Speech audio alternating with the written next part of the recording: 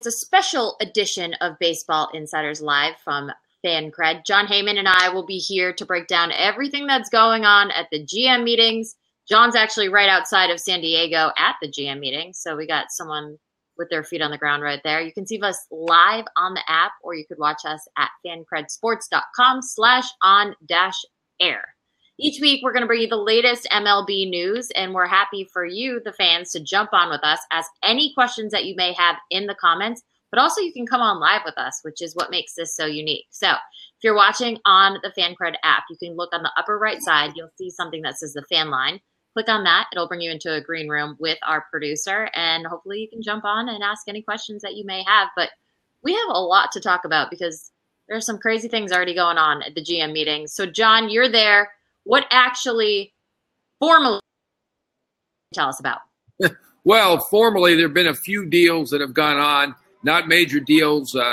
People we expected to be re-signing with their old teams, certainly two Yankees, Brett Gardner, right before we got here, and then CC Sabathia.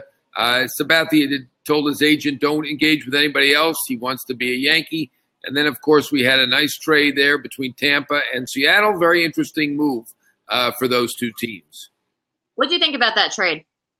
You know what? I love Tampa's trades. I think Tampa does a great job with the trades. I thought they did a fantastic job with the Chris Archer trade, sending him to Pittsburgh to get Austin Meadows, the outfielder, and others. I thought that was really good, and I thought the Pham trade was really good for Tampa. And in this case, too, I like Mike Zunino. He's got big power. He's a University of Florida graduate. Maybe he'll be better in his home state, so to speak. I like that trade for Tampa. Seattle, I never quite understand what they're doing, but they usually end up okay. They won 9 games this year, so who am I to argue? But, they say they're reimagining their roster. They understand the bar is very high. The Red Sox were obviously exceptional, the world champion Red Sox this year. And in their division, the Astros are an exceptional team. So it's not going to be easy for Seattle. They understand that. I'm not sure why Malik Smith fits. To me, it's a repeat, at least in terms of the lineup, of D. Gordon. Perhaps they'll be trading D. Gordon. Of course, I didn't understand that trade when they made it last year. And on that one, I was right because D. Gordon didn't work out so great with Seattle. But as I said, they did win 89 games. They make a lot of trades. Some are good, some not so good. And, they've been above average, but not good enough, basically. Well, we have plenty of news to get to, especially I know everyone wants to know about what's going on with Bryce Harper. And I love the agents. I feel like they always take center stage at these GM meetings out here. Craig Kimbrell's agent coming out saying he's the best closer to ever hit the market. It's always fun to hear their opinions and everything. But before we get your take on those topics, we have Will, who is in Charlotte. He's on the fan line, and he has a Yankees question. So, Will, welcome to Baseball GM Meetings Live. Hey guys. Hey, what's up? Guys. I will. Fans of you both, by the way. First things Thank first. I wanted to ask you, if I heard this on PTI, if the Yankees do in fact get Harper and move on from Stanton, where could you see perhaps landing? Okay, well, I think it's going to be tough to trade Stanton right now. Obviously, there was a market last year with the St. Louis and San Francisco interested. This year, he's not coming off of the 59 home runs. He had 39 home runs. First year in New York is always tough. It was tough for Alex Rodriguez. It was tough for Teixeira. It was tough for Tino Martinez. It's not easy. But at this point, I think that it's most likely that Stanton remains with the Yankees. They've said that they're not going to go for Harper. We will see. Harper agent Scott Boras said he's been taking ground balls at first base for 2 years, and he can play first base. So, we know that Harper's interested in the Yankees. A lot of the big free agents are. But for now, I think that Stanton is most likely staying put with the Yankees. Still has $250 million to go. Yeah. It's a lot of money right now off the year that he had. It was kind of an up and down year. He had a lot of non-competitive at-bats, struck out a lot, and, did not play as he did the previous year, which is why the Marlins were able to trade him and the $295 million that remained at that point. So. Well, thank you so much for joining us. And again, if you have any questions, join us as well. So obviously, Bryce Harper, big topic. $500 million. I mean, John, seriously, is that even close to possible? The amount of money is just mind-boggling. Well, his agent, Scott Boras, isn't naming any prices. He's not naming the year. He's not naming the amount per year. But he certainly has his case, his arguments that suggest that if you estimate, extrapolate what he's talking about, that's what it seems like they're looking for. He talked about how elite players play until they're 40. So Bryce Harper, we know he just turned 26, so that's 14 years. He talked about how Zach Greinke, highest paid player in the game now at $34 million average, was a 32-year-old pitcher when he signed that deal. And obviously Harper, we just said, is 26. He's an everyday player. So what he's kind of suggesting is he's worth more than $34 million. Even if you make it $35 million times 14, I think we're getting close to $500 million at that point. Now, he's not naming that. I think that's a bar that he's not going to be able to reach. Our expert on Fancred estimated, I believe it was $374 million in a rundown of 131 free agents. $374 million is pretty good, and a lot of people looked at that as a very high number when he said it, and I got a lot of comments on that, and they said he's nowhere near getting that, but as of now, we know that he already turned down $300 million from the Nats. We don't have that exact offer. It didn't include a no trade, as I learned later. It didn't include an opt-out, as Chelsea Janes reported, but $300 million, they could have negotiated off of that. They really didn't. We don't know exactly what they said in terms of a counter, but nothing came of it, and it was a very quick conversation. So, I think the $500 million is not something he's saying, and I don't think they're going to reach it. But I think our expert who gets 374, which was a lot higher than I had around 330 million, might be in the ballpark. Do you think a team will realistically sign him to a 14-year deal? I mean, that's just so much could happen in that time. Right. Well, you know what? He's about the same age as Stanton was when he signed a 13-year deal. And, Boras points out that Stanton was a couple of years from free agency when he signed that deal for the $325 million. And I think we can fairly say they're pretty comparable players. Obviously both have big power, both played corner outfield. They've had some ups and downs defensively, but obviously they're both major stars. And I think in terms of performance, they're fairly comparable. Each has won an MVP. Stanton did not win that MVP before he signed the deal. He won it after. So I think Boras talks about four pillars, and one of them is rights, beyond performance and iconic, which he defines as branding, marketing, all that, and age, which is a big factor as well. I think the rights is a big issue, and that's something that he's going to talk about because Giancarlo Stanton got that $325 million deal, and more power to him, and good job by his agent, the Wasserman Company, and Joel Wolf to get the $325 million. But it does kind of set up Harper for an argument to get significantly more than the $325 million. That said, we know what happened last year in the free agent market. Guys were very disappointed, so we will see. We're early right now, and we've only had 2 or 3 signings to this point. So don't know whether it's going to happen, but in Harper's case, we do know he turned down the $300 million. I'll take it. We all will, believe me. Please. So we have a lot of Yankees fans that are watching. Gordon, who's in New York, he has another Yankees question for you. He's joining us on the fan line. So, Gordon, welcome to Baseball GMs Meeting Live. John, how you doing, man? Hey, Gordon. I have one question about the Yankees. Any chance that they re-sign Andrew Miller? Very good question. I think there's an excellent chance of that. I've seen him connected to the Mets. The Mets obviously need relief help, but the Yankees loved Andrew Miller. They loved Chapman, and they traded him. Then they went back and got Chapman. Miller, same thing. They really loved him. Yeah, I think he is terrific, and you can almost maybe get him at a semi-bargain. That'd be great, yeah. He had 3 injuries last year and didn't perform up to his usual standards, so I think the time is probably right. They could use a left-hander. Zach Britton is one of their own free agents who they may lose. They may re-sign him. But I think your call is very good there. I think Andrew Miller, a good chance that he winds up back with the Yankees. Not saying it's going to happen for sure. Everybody could use a reliever. Everybody could probably use an Andrew Miller. But I do think if I was going to name a favorite for Miller, I'd say Yankees. not only a great reliever, but an awesome person. I don't know how well you know Andrew Miller, but great guy.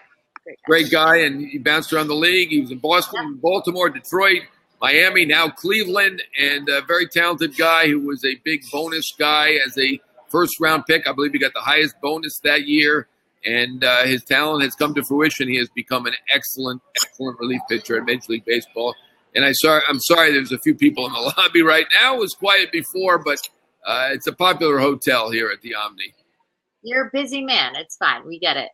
Vincent in the comments says, do you believe Boris is just using the Yankees consistently to drive up the price on Harper and that no mutual interest between the two is actually there? Well, right now we're hearing from the Yankees that there is not interest in Harper. So if he's trying to use them to drive up the price, it's not working, at least at the moment. Their contention is that they have great corner outfielders, and it's hard to argue with that. They've got Judge, they've got Stanton, they brought back Gardner. That seemed to leave little room. Boris brought up the fact that Harper has been taking grounders for 2 years at first base and can do the job at first base and seems willing to change positions if the Yankees are willing to jump in with a good offer. But at this point, the Yankees are kind of maintaining that they're going to go with Luke Voit, who had a big finish for the Yankees. They really did a nice job to get Luke Voit, an excellent pickup in the second half for them. And, you know, they haven't gone for Goldschmidt. Goldschmidt is out there on the market.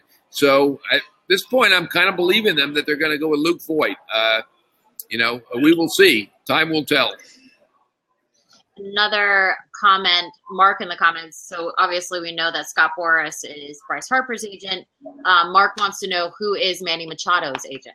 Manny Machado has Dan Lozano. He's a much more behind-the-scenes kind of guy. He's almost a hermit at this point. I have not seen him in 5 years. He just basically stays in his office or in a hotel. He stays in his room. He never comes out. So he's gotten good contracts, though. He got Albert Pujols $240 million. He got Joey Votto $225 million. So he has a history of getting big contracts for big-time players.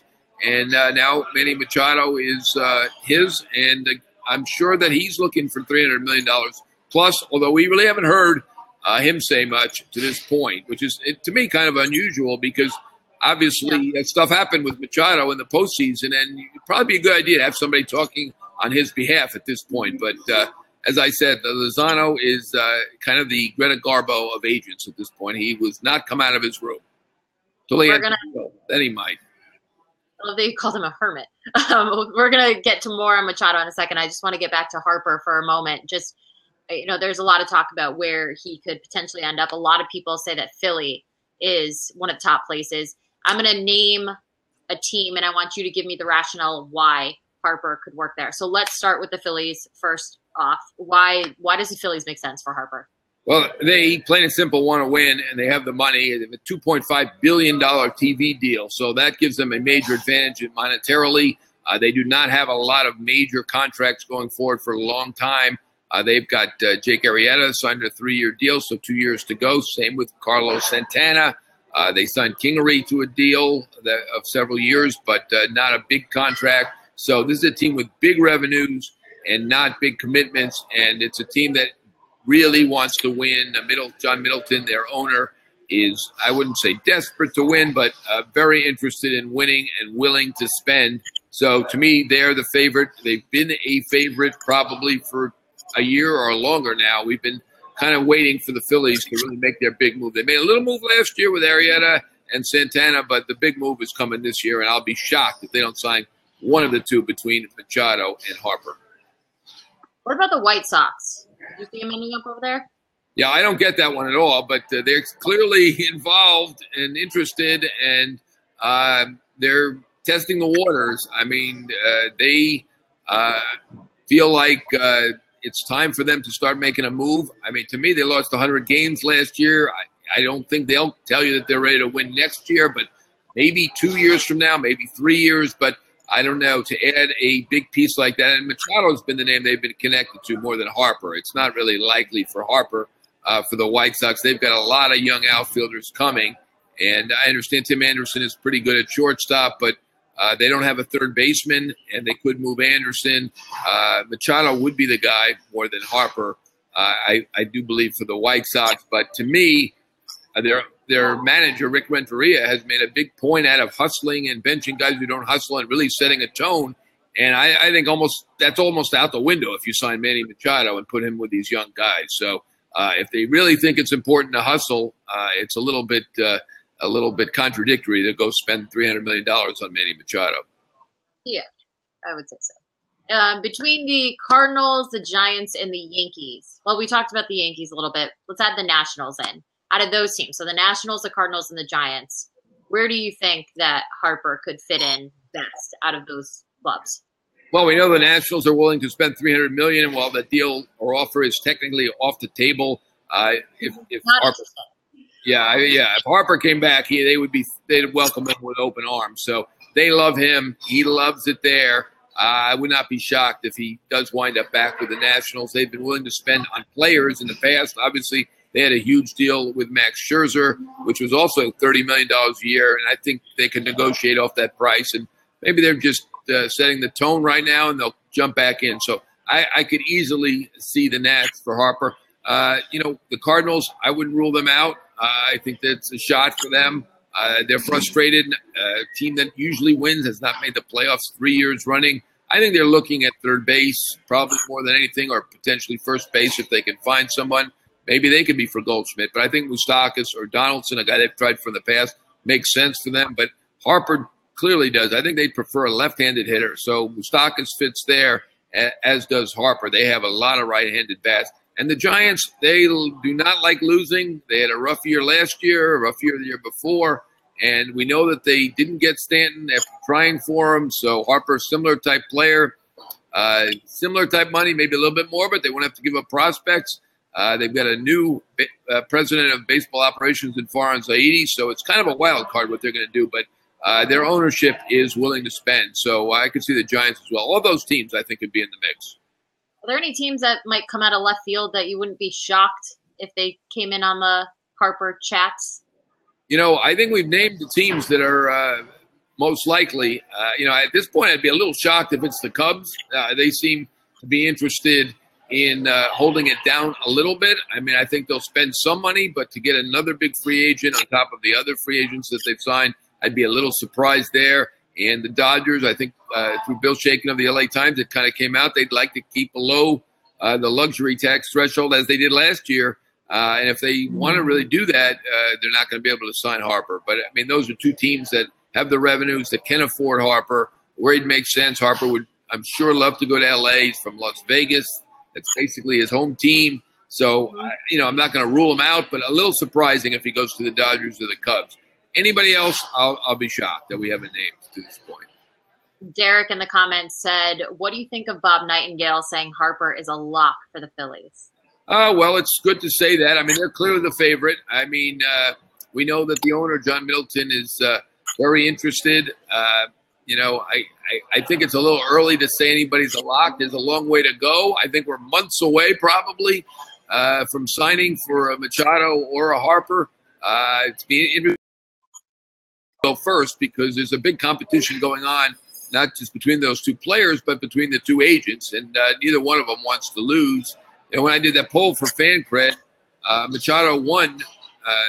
12 out of 18 executives said that he would get more. But after the postseason, I think Machado's stock has gone down a bit, not due to the performance, but some of the antics, particularly the lack of hustle on a couple plays, and then the comment that he made that hustling isn't always his cup of tea or something like that. I thought it was very honest of him. I appreciated the honesty, but I don't think the teams did. So, right now I think Harper's sitting in a little better spot. And I would agree with Bob that Philly's the favorite, but, I never like to say lock. I like to give myself a little wiggle room just in case. Harper did start following some notable Philadelphia athletes this week on social media. So I don't know if that's just naturally happened or if there's a little ploy there, people trying to dig into what he's doing, but it's interesting. It's interesting. We've seen that kind of thing before. Sometimes it means something, and most times it doesn't mean anything. I still maintain it's a little early to have a Harper, unless they come out and meet that price that we talked about earlier.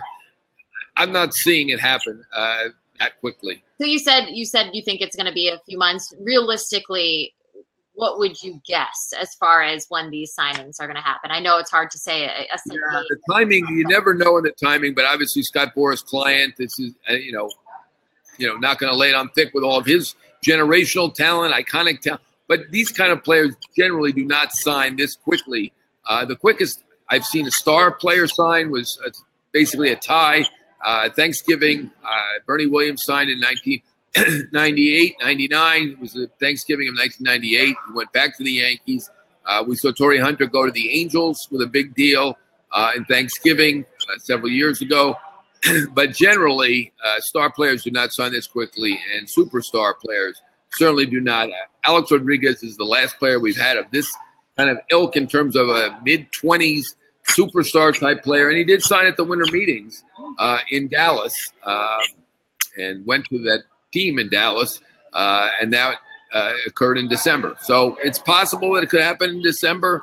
It's possible Philly's a lock, but I wouldn't want to say that right now. Don, do you get mad when players sign on Thanksgiving because then it just ruins your Thanksgiving? You have to actually do work? No, I assume that I'm be working every day. So come on. Take a day off with the family, Don. Yeah. When I retire, I'll take a day off. But Thanksgiving, that's okay. That's all right. We'll let that. Yeah, it's all right. Just not on Passover. But no, seriously, there's nothing you can do about it. The big deals is important for these players. I don't blame them if they sign on a holiday. The deal happens when it happens. Just talking about the Phillies, Mike in the comments asked, any chance of Phillies trade Santana?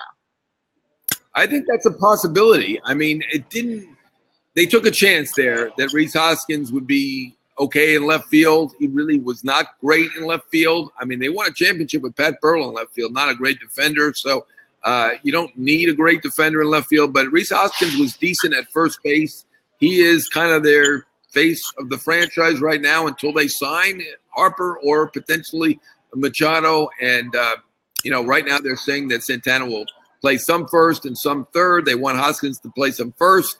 So they're going back on it a little bit already. So in terms of a trade, if they can trade him, I think they might do it. But Santana got a $20 million a year deal. So that's a pretty good deal and pretty hard to trade that contract unless you pay it down. Absolutely.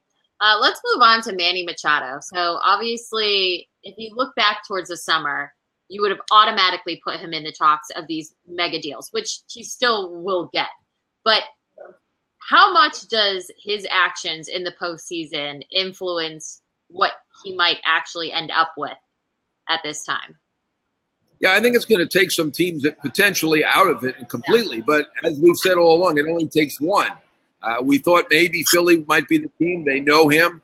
Their executives all started in Baltimore when he was drafted in 2010, number 3 overall. Andy McPhail was in Baltimore, now president of the Phillies. Matt Klentak was in Baltimore at that time, and several others. So we kind of thought that it might be Philly. Now it kind of seems like Philly may be more interested in Harper. And, there's some other teams that may drop out. We're not hearing Machado in St. Louis, even though he would fit St. Louis right now. I don't know if it's the postseason or what for that, but there are going to be teams for Machado.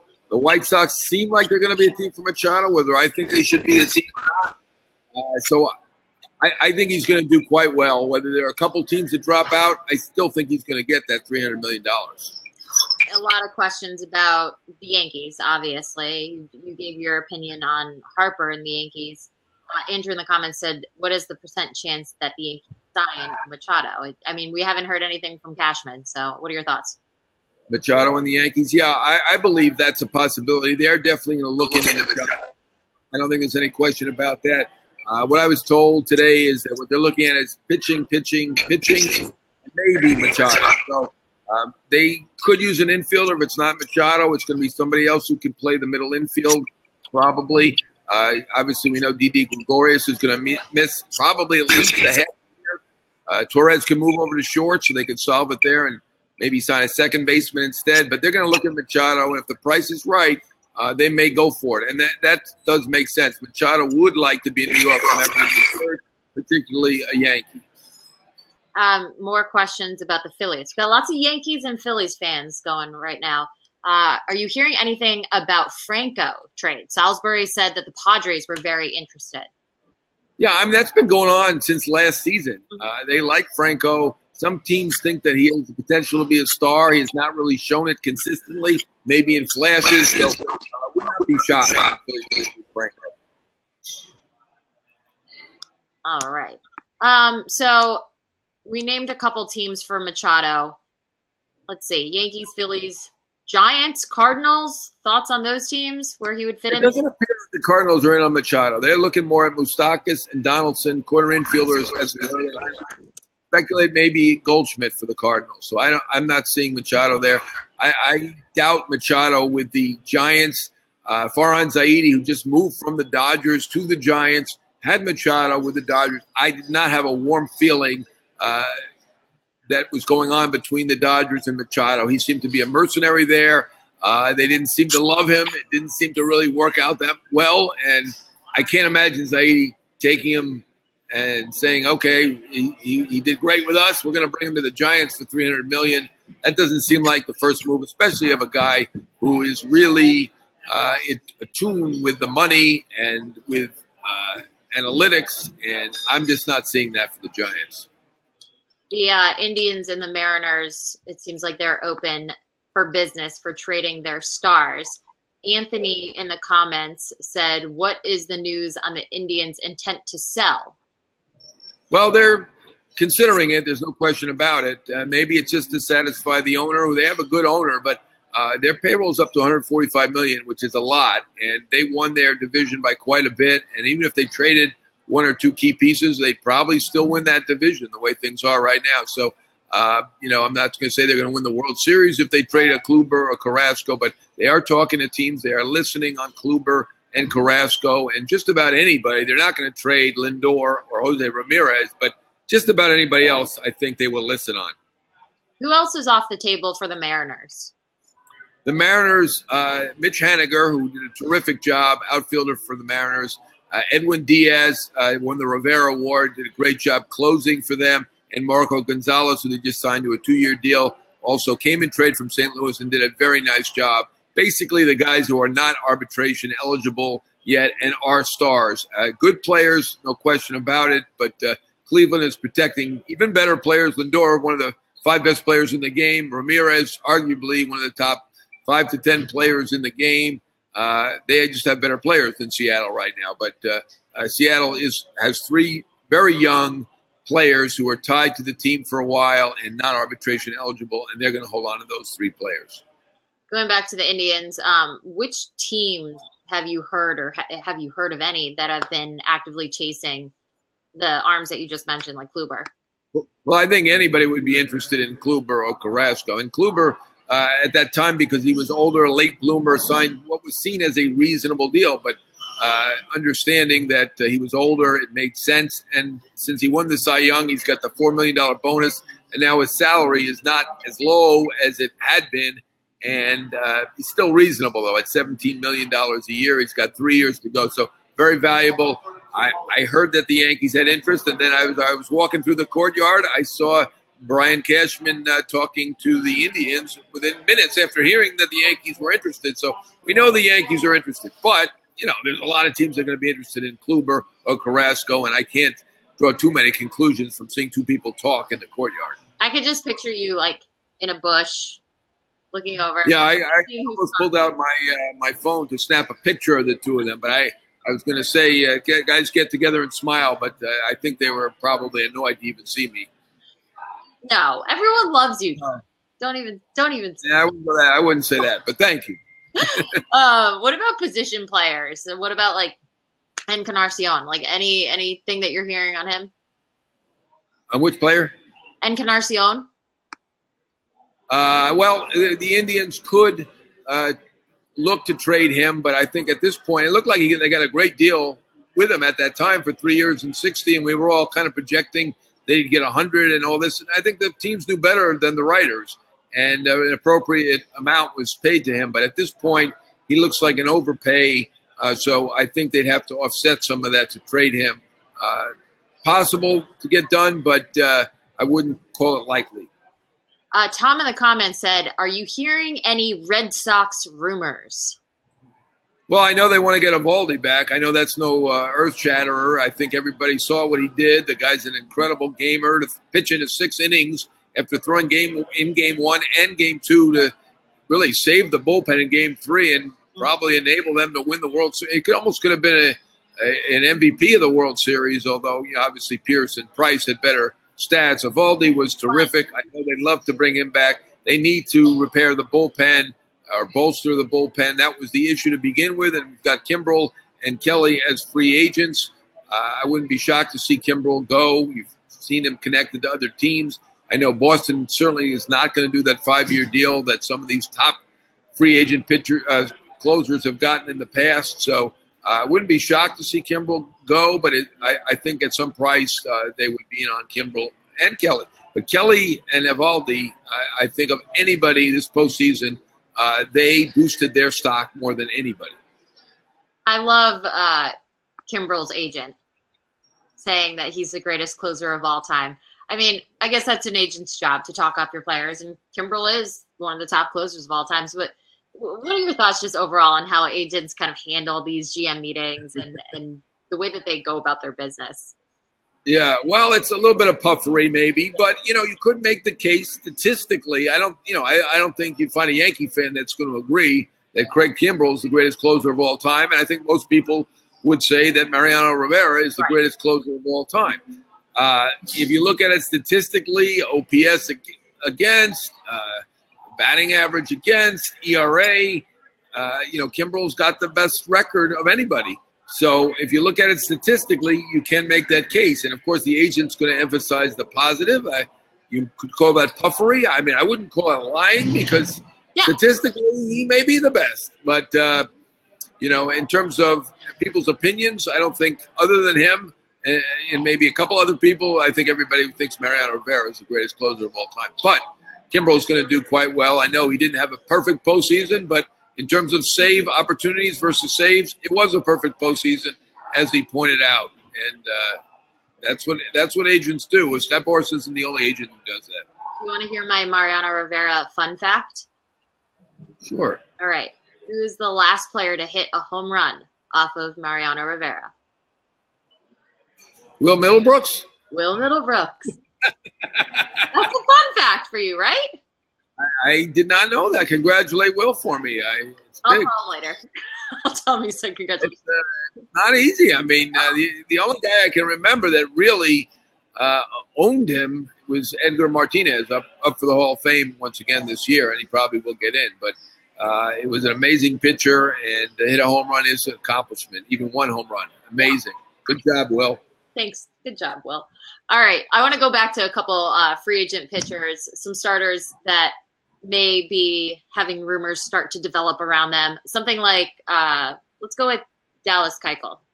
What are you hearing about him?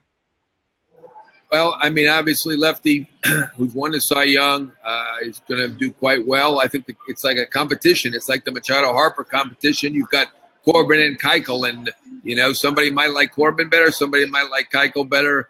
To me, I predicted Corbin would get more kind of a recency bias. He had a better year this year, had a lot of strikeouts. The Yankees are involved for Corbin. So there's enough reasons, even though Corbin, I believe, had a Tommy John, Keuchel did not.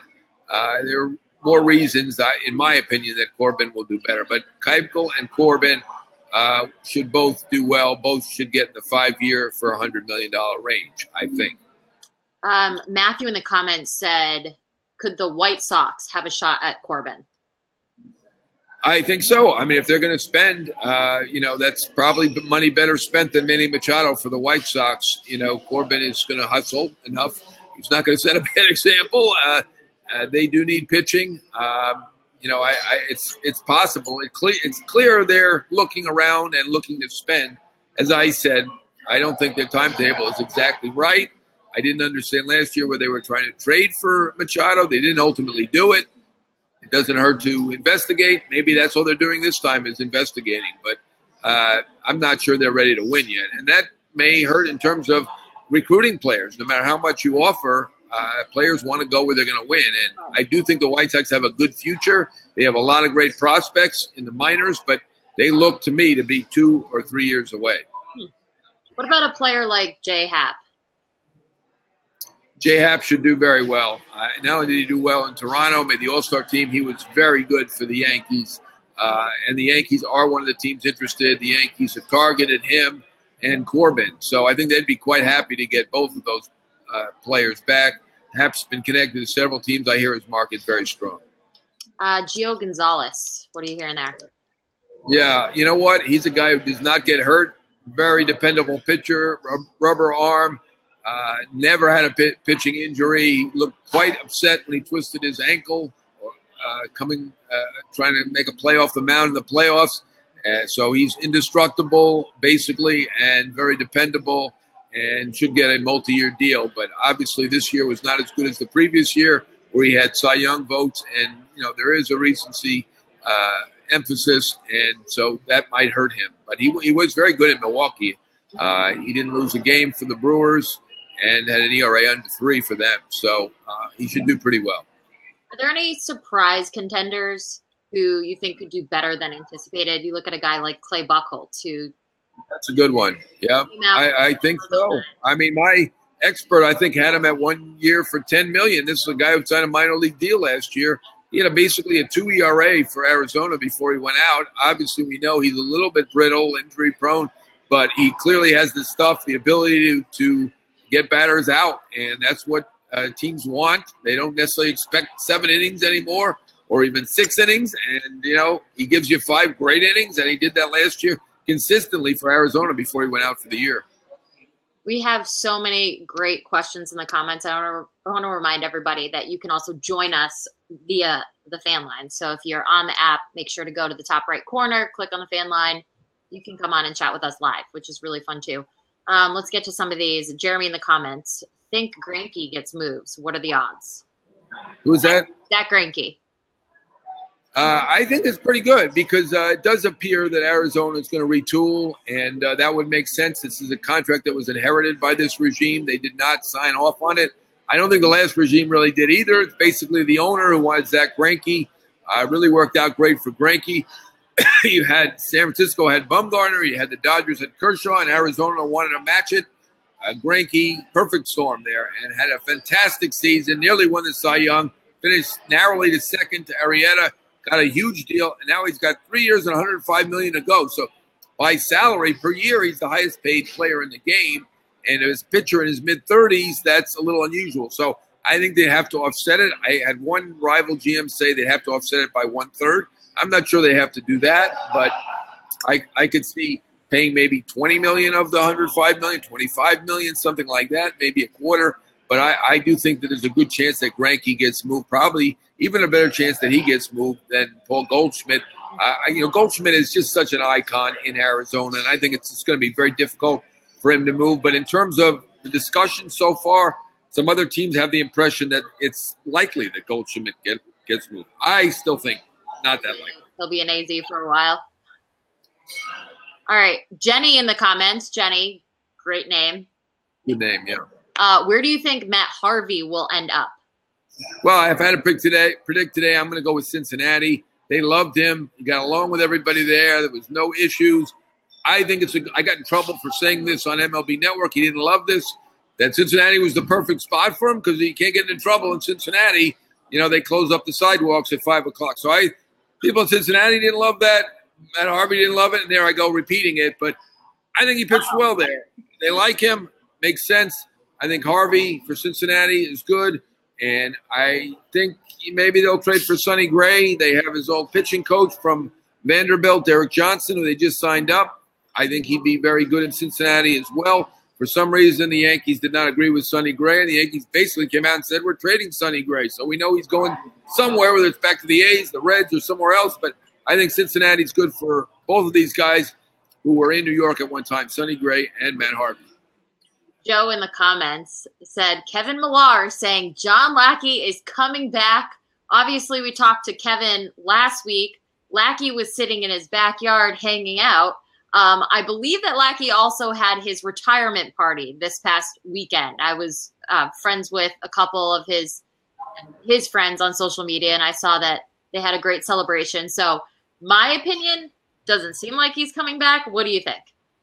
You know what? I think Kevin Millar is a good source on this one. He was right there in the backyard. You have a very good memory. I forgot that Lackey was there with DeRosa and him. But they're there together. He says something that Lackey's doing. It's logical to me. He tried to pitch this year. I mean, he had a retirement, but maybe he just wanted a party. Maybe it was his birthday. I don't know. I believe Kevin Millar. Whatever Kevin Millar says about the Red Sox or Lackey or anybody else in his backyard, I'm believing. Kevin Millar knows best, right? So say you want a retirement party. It doesn't say you can't come out of retirement, right? Exactly. Like you wanted to have a party. Yeah, he just wanted to have a get-together. Matthew in the comments, do you expect Michael Brantley will get more or less than the price of a qualifying offer? He's going to do better because he'll get a multi-year deal. In terms of per year, he'll get less. He's not going to get 17.9. If he was given the qualifying offer, he might have had to take it. And Cleveland just doesn't have that money to spend $18 million on Michael Brantley. They can do it for Kluber, but for Michael Brantley, very good player, didn't win the MVP. So, he's not worth to them $18 million. But it's going to be worth a lot to somebody. I think he's going to get 3 years, $45 million. I think that was my prediction. If it's not, you can call me on it, but something of that ilk. So less per year, more total dollars, and he's in a way fortunate that he wasn't offered the 18 because he's going to do better in terms of the overall dollars. More Yankees questions here. Francis in the comments. Will the Yankees actually get pitching? Because every year it's the same story and they never make a splash. Your thoughts? They never make a splash. The Yankees, I don't know what he's been following.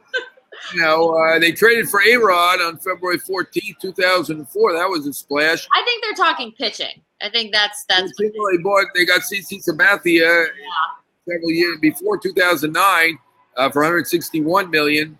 They just brought back Sabathia for a little bit less than that, 20 times less, in fact, 1/20th, $8 million. But I do think they will come up with a big pitcher.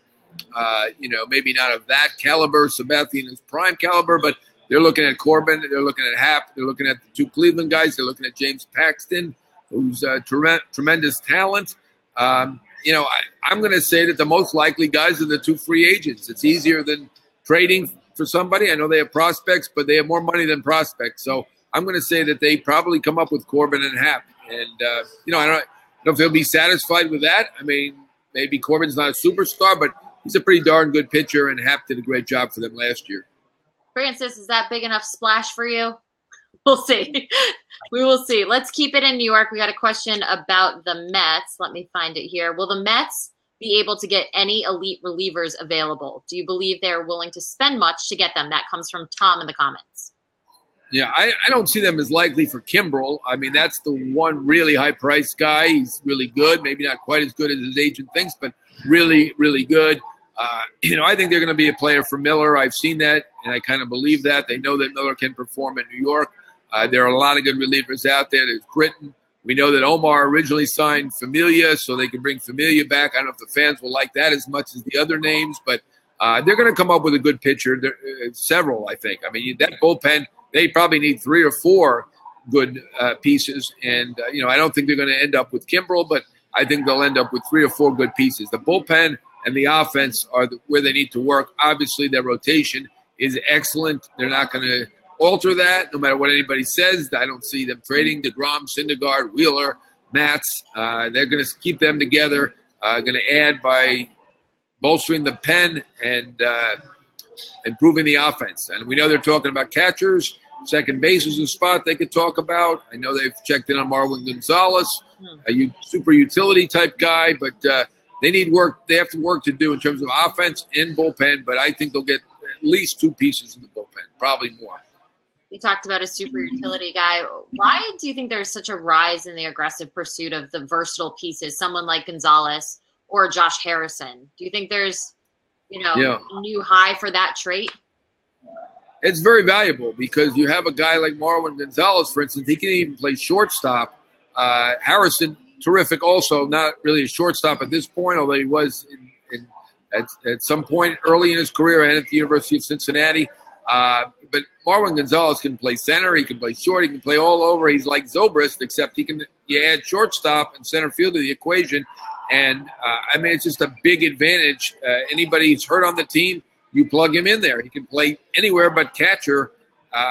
Major advantage for a team. And I was a little surprised they didn't give him the qualifying offer, but it's probably a little rich based on his stats, which this past year looked, slightly above average. The previous year, better than that. But is a guy, it's like Zobrist, like I said, but can play center field and shortstop. Extremely valuable for a team and very helpful for the manager. Sal in the comments said, what are you hearing about the Padres? You're right outside San Diego right now. What rumors are you hearing swirling? Well, I asked GM A.J. Preller, are we going to have a big splash again like you had with Eric Hosmer? He said not that likely. We'll see. Maybe he's playing possum, but they're going to look at third base. That's an area of need. And shortstop on a short-term basis, Fernando Tatis Jr. is their best prospect of several good prospects, and he will be ready to be shortstop for them sometime this year, but later in the year. He hasn't played above Double-A to this point, had an injury late, so he's not going to make the team. He probably won't be on the team early, but at some point he will be. So I think that at shortstop they're going to look at maybe bringing Galvis back.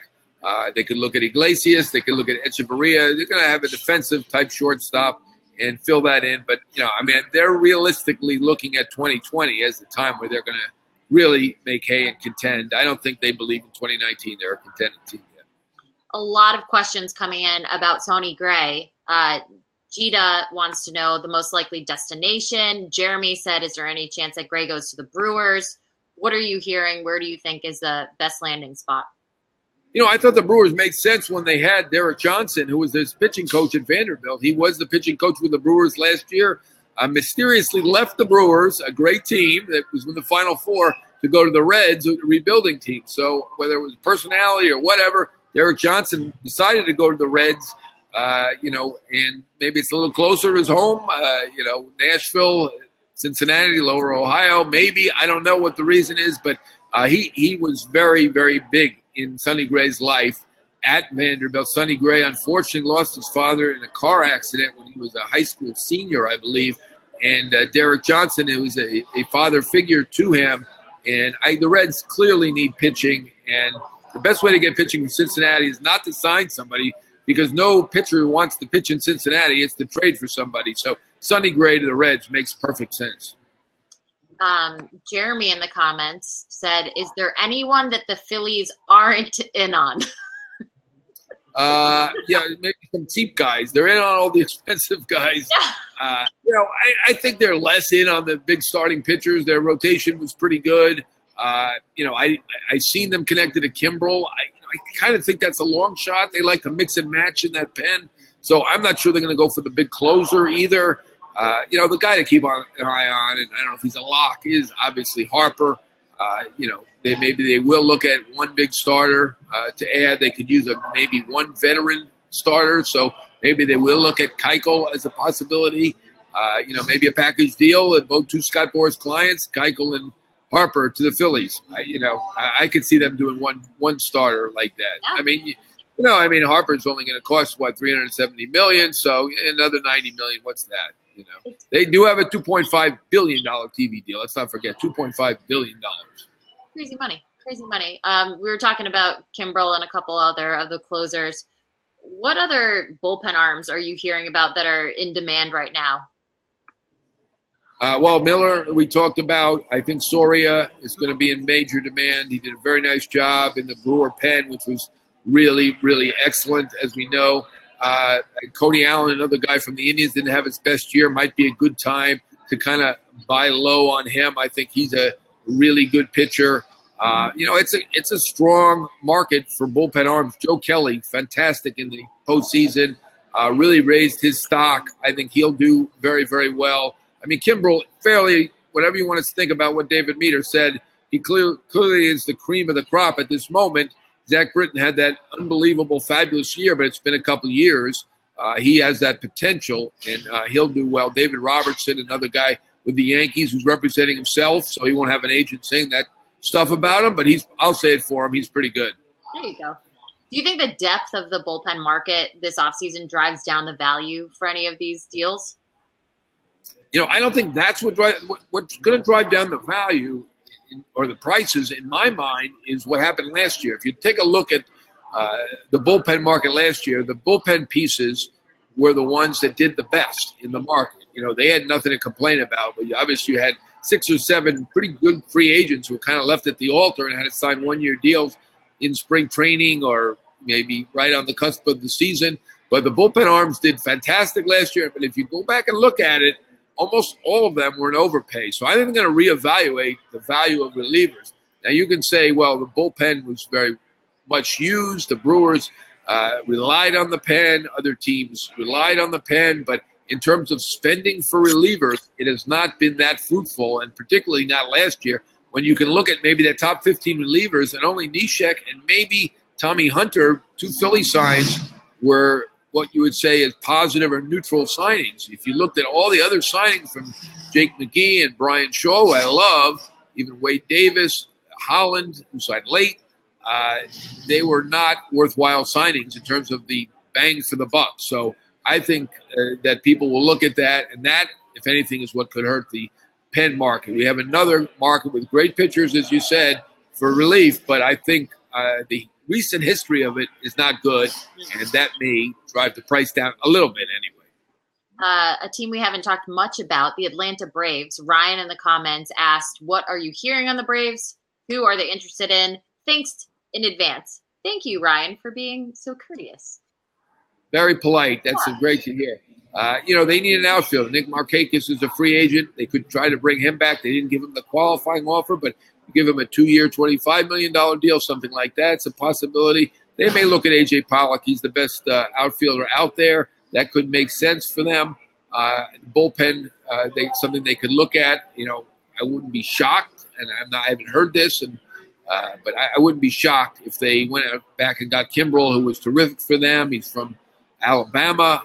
He would probably like to go back there. Their closing situation isn't ironclad at this point, so I could see them doing that. Certainly something in the pen to help them, and I wouldn't be shocked if they went and got a veteran starter and mixed things up a little bit. I think Fultonavich made a nice step forward.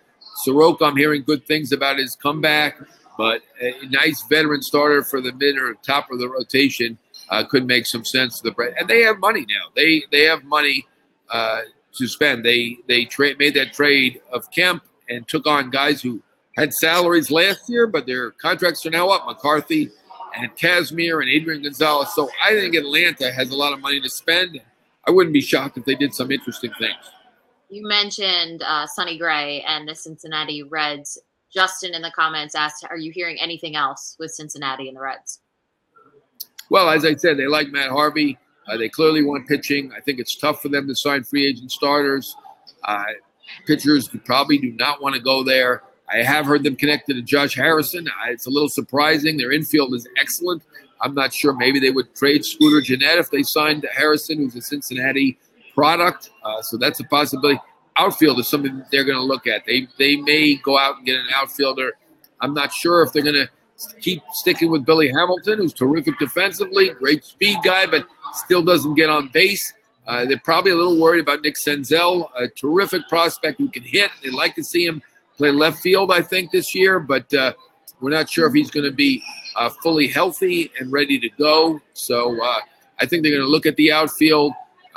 As I said, they were connected to Harrison, which is a little bit of a surprise. Maybe they trade Jeanette, and I do think that they will add a starter or two. Perhaps Gray and Harvey would be my 2 guesses. Mark in the comments said, and these are some great questions, and I just want to remind everyone that if you're writing in, we would love to see your face. So if you're on the app, go to the upper right corner. You'll see the fan line. Join us. You can ask these questions face-to-face to us. That's what makes this so special. So please join us. Mark in the comments said, will the Nats get front-end starting pitching? Nats starting pitching? Yeah, I think they're going to add a starter. I do. Charlie Morton is a guy I think they like. I think he either lives in the Delaware area or has some connection. It would make sense for him geographically. He's an East guy. He enjoyed his time in Houston. I think Houston has guys to replace him with and replace McCullers as well. They have McHugh. They have Peacock. They have a big prospect in Forrest Whitley. So I see Charlie Morton perhaps leaving and as potential for the Nats there, because I do think they will go for a starter. They've already firmed up their bullpen. They've already done some good work getting Rosenthal and Bearclaw, but obviously the big question for the Nats is, will they be in on Bryce Harper? They were in on him September 26th when they offered him the $300 million. Will they get back in on him? And I'm not ruling it out. This might be my favorite question of the night. It comes from Joe in the comments, and he asked, does John ever smile? Real question. Yeah, I do. Give us a smile. That was it. Did you not see it? He just wants you to smile. I mean, somebody's next to you. Everyone's gonna look sour next to you. Oh, come on now. You smile when you talk. Hey. I don't even know how that's possible. I'm a happy person. You're very happy. Yeah. You're very happy person. Life is good. Life is good. Yeah. All right, let's see. What do we got here? Sal in the comments. Hey, John, do you really think the Yanks sit out on the Harper and Machado sweepstakes after having the mantra of getting under the tax line for the 2019 offseason? Good question, Sal. Yeah. No, they're not sitting out. I mean, they're going to check out and see what the price is on Machado. And the feeling is that he wants to go to New York and particularly the Yankees. So I'm not going to be surprised at all if Machado ends up as a Yankee. And, they're going to talk about Harper a little bit. I mean, he says he can play first base. He was a catcher. I think people will forget that.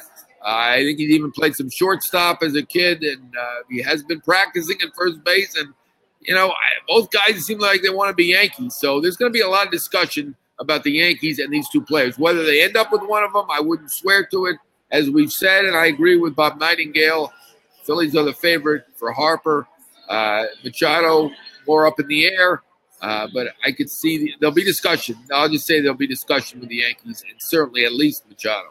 Do you think there's some kind of a ploy as far as what Cashman, the way he plays his cards? Do you think he's just keeping everything close to the vents now and then? Oh, yeah. I can remember when they were going to sign Mark Teixeira. Yeah, he's very good at not revealing anything. Not lying, but not revealing what he's really thinking. So we don't know for sure, but my feeling at this point is they're going to investigate Machado. So when Teixeira was a free agent, nobody for months or several weeks at least had any feeling they were looking at Teixeira. And it just came out of the blue that they'd signed Teixeira. And they'd already signed Sabathia and Burnett that offseason. And with the Yankees, you never know. They did reset the tax situation downward. That's a big plus. Obviously, they're the richest team. That hasn't changed. Their revenues were the greatest. I don't know. Boston had a pretty good year, so they may be behind Boston, at least for this year, but they're obviously very high, and they can afford to do what they want. No revelation there. We have time for a few more questions. Peter in the comments said, is there a possibility that there's a Yankees-Evaldi reunion? Yeah, they love Evaldi, and everybody loves Evaldi now. So, I think it's possible, and certainly they'd like to take him away from Boston. Not that he's a free agent now, so he's not really with Boston, but, everybody had to be impressed by what he showed in the postseason. Logan White, who drafted him for the Dodgers, coincidentally enough, or ironically, said that he is one of the all-time gamers, and he proved it. He is a gamer, and the Yankees love that, and I wouldn't rule it out. But my understanding is their top two targets for the rotation, at least, are Corbin and Happ. So some people might like Evaldi for the back of the bullpen, too, the way he performed in the postseason.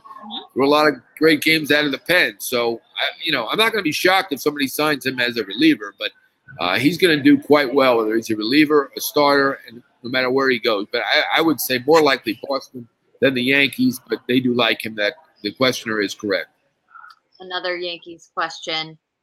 Who would the Yankees be willing to trade for Corey Kluber? Well, I don't think they want to trade Gleyber Torres. They made that pretty clear, and I don't think they want to, unless they sign Machado, I don't think they want to trade Andujar, and I'm not banking on them signing Machado.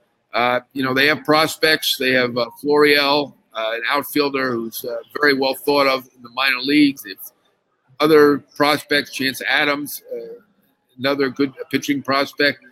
They'd like to do a package of prospects, I'm sure, just like when they traded for Sonny Gray. But in the case of Kluber, I think the Indians would probably need some impact soon. sooner rather than later. So I'm not sure they're a perfect match unless they're willing to give up Torres and Andujar, and they were not willing to give up Torres, and really reluctant to, even though people suggested they didn't love Andujar at some point. I think that's wrong. I think the Yankees love Andujar, and I don't think they want to give up Andujar either. So, I'm glad the questioner brought this up, because I'm not sure the Yankees have the perfect match for a Corey Kluber. This has been it's already 8 o'clock. We had so many comments coming in and great questions on the fan line. I mean, this time just flew right by. The Yankee people infiltrated. I don't know. We usually get Red Sox, and now we turn to the Yankees today for some reason. Maybe it's me. I'm going to blame me on this one. It's not you. No, I mean, thank you. There was someone on here that said some nice comments about my time in Boston, so I appreciate it. I did see those. I appreciate it. But we should do this again next week. Sounds like a plan. Yeah, I mean, this has flown by. Thank you so much for everyone that watched. Please join us next week. Next week, make sure to jump on the Fancred app. You can join us live and ask questions to us face-to-face. And we hope that you have a great Thursday. Happy week, happy weekend. And, John, enjoy that beautiful California weather. I will. Good talking to you. Right. See you next week. Have a good one.